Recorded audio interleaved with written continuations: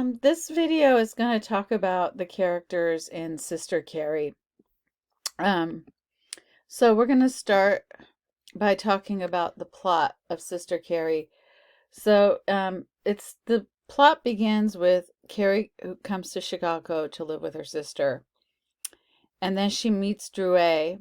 She looks for work, but she's not successful, so she ends up she lives with Drouet, and because she lives with Drouet and knows him, she gets to meet Hurstwood. So she leaves Drouet, moves to New York with Hurstwood, which is the climax of the story. And then she leaves Hurstwood, and at the end of the story, at the end of the novel, she finds her own career. So the plot starts off in Chicago and then moves to and ends in New York. So between Chicago and New York, they do go to Canada, to Montreal, which is at the top here of this map.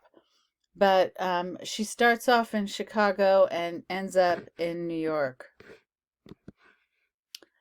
So who is Carrie? Carrie starts off as Carrie Meeber.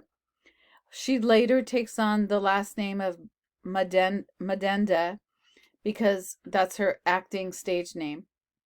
So Carrie is the protagonist of the novel. She is the vehicle in which the story moves. Her character follows a trail of circumstances that give insight on the experiences of individuals who move from small towns to big cities to get a chance at success. Through Carrie, Theodore Dreiser reflects on the ideals of the American dream. Minnie and Sven. Minnie is Carrie's sister. She is married to Sven and they have a baby. Minnie and Sven represent the working class. They are struggling financially and need to rent out a portion of their home for extra income. So the novel starts off with Carrie going to Minnie and Sven's house because the novel starts off with her noticing how poor they are and how desolate they look, and how they're struggling. They decide that Carrie would be a perfect fit for their circumstances because she's Minnie's sister, and she could get a job and add to their household financially. However, Carrie isn't attracted to their lifestyle and quickly finds her way out of their home. Minnie and Sven are locked in their circumstances and class. Sven is an immigrant. He is also an important part of the American dream. However, Carrie leaves them and moves up. Upward mobility is a key aspect of the American dream. So maybe Minnie and Sven may be able to move up a little bit in society, but it's going to take them a long time based on Sven's circumstances with his job, and that he didn't really start off in a really high level position. So they're at the moment locked in their circumstances, and so therefore they're locked in their class. So then we have the Hurstwoods, who live in a big multi-million-dollar house. So George Hurstwood, who's the head of the family, he's an established man in society. He is the higher class. He's a manager of a successful establishment. He is the epitome of stability. He has a wife, kids, and a successful career. He is a model man. So George Hurstwood is at the height of being wealthy. He wears expensive rings, expensive clothes. He's doing very well and lives in a nice home. Julia Hurstwood, his wife, is the backbone of the family. She is responsible for making sure to keep her family in the eyes of society as a respectable unit. She is also responsible for ensuring that her children move up in the world. She is perhaps the one who benefits the most of the American dream in this novel because she wants to see her children have more than her. And an important aspect of the American dream is not only to move up yourself, but that your children move up in this world. And having a child gives that possibility to your family line. So then we've got Jessica Hurstwood. She's the daughter of George and Julia. She has learned by the circumstances of her life to feel entitled to all the benefits of the American dream. She has very little work to do to move up in society. She has had the benefits to be born in a family that has offered her an easy way to move up. So she still has to move up, but it's much easier for Jessica to move up than it was for Julia, and definitely much easier for Jessica than it would be for Carrie, because she's going to get the expensive clothes, she's going to get the tickets to the right places to meet the well-established men in her society that she can attract, and she's going to be able to get the best husband for herself. George Hurstwood Jr., much like his sister, George has an expectation of being successful. He also has the attitude of entitlement like his sister. On the ideals of the American dream is for the children to have a better, one of the ideals of the American dream is for the children to have a better life than their parents. He is on his way to accomplish this goal. So definitely George Jr. has a lot of good possibilities for himself as well. So Julia has done a really good job of putting it into her children's heads that they're going to get better and more. And the word better and more is a really important part of the American dream. Charles Drouet is a middle-class man. He wants to move up to the higher society. The way he sees his life is one deal away from being as wealthy as he expects to be. However, he never gets that one big deal, which leaves him circling in the middle class. Through Charles Drouet, Carrie is able to access the middle class. She gets to live in a nice apartment, own beautiful clothes, and go to nice places. But Charles Drouet never agreed to marry Carrie. In fact, he specifically told her that he wanted to help her and that she could pay him back someday. As a result of this lack of permanence, Carrie is not really part of the middle class. She is only passing through it. So for whatever reason, Drouet, he picks her up in the train at the beginning of the novel, and he's extremely really fresh and very forward. And after he supports her, he doesn't really do much. He gives her an opportunity that no one would give. Yet at the same time, he's not really interested in keeping her. And he's actually made that clear. If you look at the book, he's made it clear that he's not interested in having a long-term relationship with her. He says, I'll help you and you can even pay me back. He even goes as far as to have her act in a drama performance in Chicago, which gives her some experience for her and is like a prequel to her life coming up. But possibly he gives her that opportunity and that chance so that she could see that she could do something on her own, because he's not really interested in her for keeping her as his wife or anything. And even though he shows up back in her life at the end of the novel, and she's not interested in him now because she's actually more successful than him and she doesn't need him, which is kind of interesting. Even though he goes back to her and looks for her, that he's still not proposing marriage. He's not asking her to be his wife. So for whatever reason, Charles does not want to marry Carrie.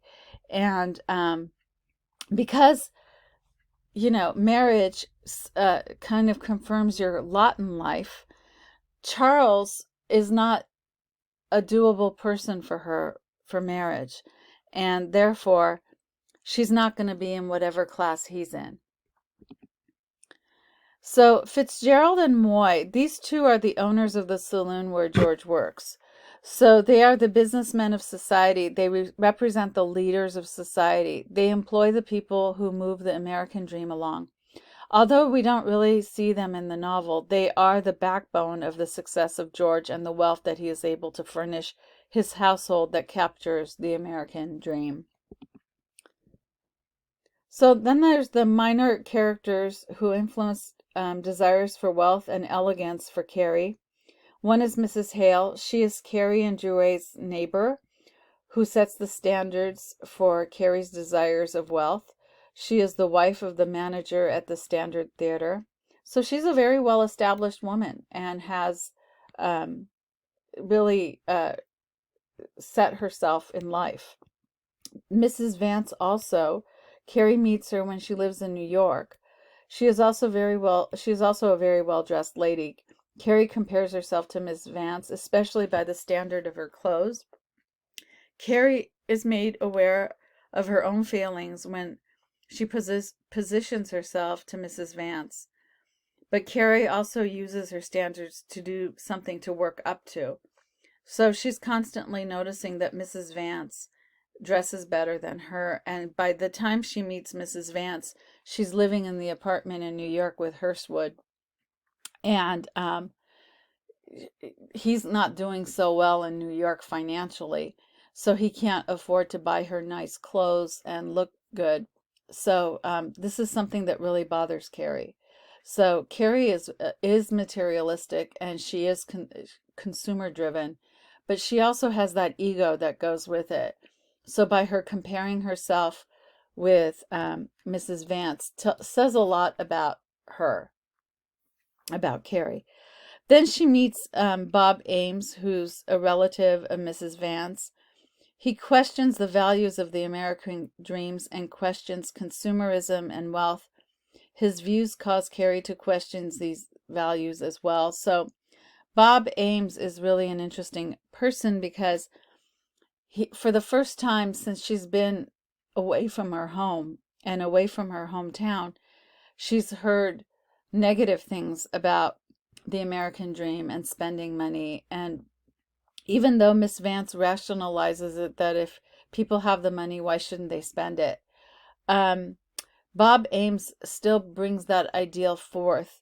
And it's very interesting that Theodore Dreiser has him positioned here towards the end of the novel, just at a time when Hurstwood is falling financially, that he questions what's the big deal? Why are we living like this? Why are we living in all this opulence? That maybe there's something more to life than all of this.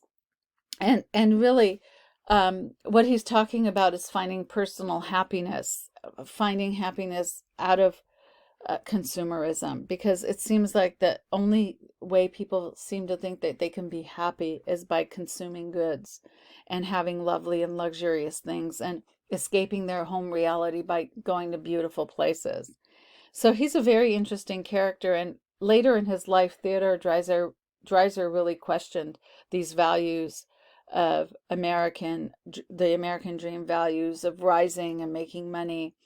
And it would be really interesting if Theodore Dreiser was alive today to see what it's turned into and how it's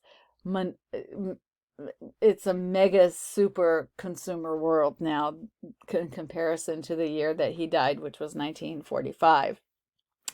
The next character is Lola Osborne.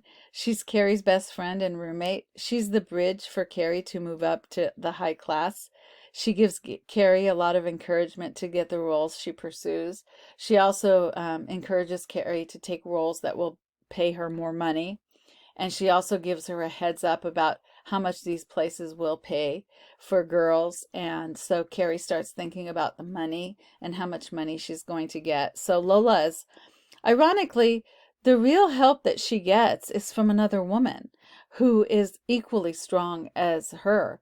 And the two men that come into her life, Drouet and Hurstwood, don't really help her. They kind of paralyze her in a way because she's dependent on them. But at the end of the book, she's really dependent on herself. And I want to repeat, Carrie is a truly feminist character here. So, what the characters mean to the story. Each of the characters in the novel were created to help the story move the plot along. As you're reading this novel, highlight important quotes by these characters. Think about what Carrie's thoughts and reactions regarding these characters. So really, the really great thing about this book is that you get an insight into their heads and what they're saying to themselves and their own thoughts. And that will really be a refreshing way to look at this novel, because once you get the internal dialogue of the characters, you really get to know who they are, both inside and outside. And this is the end of the PowerPoint slides on character.